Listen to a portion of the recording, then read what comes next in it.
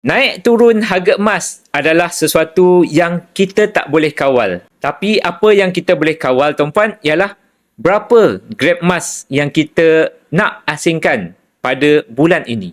Jadi, tuan-puan, nak kaya dengan simpanan emas, pesan guru saya, jangan terlalu emosi dengan naik turun harga emas. Sebab kita simpan emas bukan untuk jangka masa pendek, kita simpan emas untuk capai matlamat at least 2 tahun dan ke atas. Fokus kita bukan nak beli emas paling murah, tetapi fokus kita nak selamatkan duit daripada terbelanja. Sebab jika kita asyik tunggu harga emas termurah, duit di tangan habis, emas pun tiada. Gunakan kemudahan akaun emas JMP di Public Gold untuk tambah simpanan bila-bila.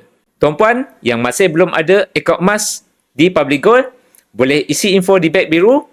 Nak buka akaun emas percuma sahaja, boleh juga refer info yang saya kongsikan di profil. Dulu ragu, kini tahu, jom sama-sama kumpul emas.